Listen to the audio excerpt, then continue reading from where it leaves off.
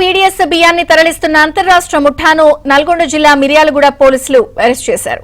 4 నిందితులను అదుపులోకి తీసుకున్న పోలీసులు వారి దగ్గర నుంచి 74 క్వింటాల రేషన్ బియ్యం, 3 వాహనాలను స్వాధీనం చేసుకున్నారు. పల్నాడుకు చెందిన వీరు ముఠాగా ఏర్పడి యథేచ్ఛగా అక్రమ దందా నిర్వహిస్తున్నారని మిర్యాలగూడ డీఎస్పీ రాజశేఖర్ తెలిపారు. పీడీఎస్ బియ్యాన్ని అక్రమ రవాణా చేస్తే కఠిన చర్యలు తప్పవని డీఎస్పీ హెచ్చరించారు.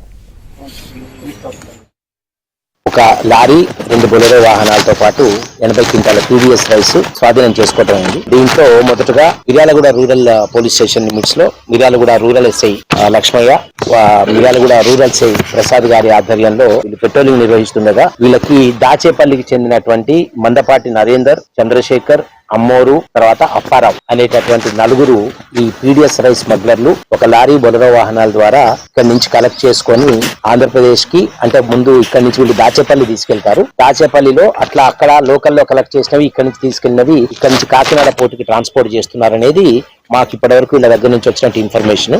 అదే విధంగా ఈ Nagarjuna Sagar police section limits లో దొరికినటువంటి వాహనము, దీంట్లో నెమలి నాగిరెడ్డి, తర్వాత నారాయణ, వీళ్ళందరూ కూడా రెంట చింతల వాళ్ళు. ఈ రెంట చింతల నుంచి వాళ్ళు ఇక్కడ మన ఏరియాలో రైస్ కలెక్ట్ చేసుకొని రెంట చింతల నుంచి అక్కడ లోకల్లో కలెక్ట్ చేసుకున్న రైస్ తోటి వీటిని తక్కువ ధరలకి ఇక్కడ కొని పైకి ట్రాన్స్పోర్ట్ చేయడం జరుగుతూ ఉంది. సో జిల్లా ఎస్పీ గారి ఆదేశాల మేరకు, ప్రభుత్వం యొక్క నిర్ణయం మేరకు పీడీఎస్ రైస్ అక్రమ రవాణా అనేటటువంటిది ఏ విధంగా కూడా సహించేది లేదు. వీళ్ళందరి మీద కూడా మన దగ్గర ఇప్పుడు రౌడీ షీట్స్ ఓపెన్ చేయడం జరుగుతున్నది. ఇదే విధంగా మనకు ఈ క్రమంలోనే ఈ 2 నేరాలను మేము విచారించే క్రమంలోనే వీటిలో గతంలో పాత నేరస్తులు కొంతమంది ఇన్వాల్వ్ అయినట్టు మాకు సమాచారం ఉంది.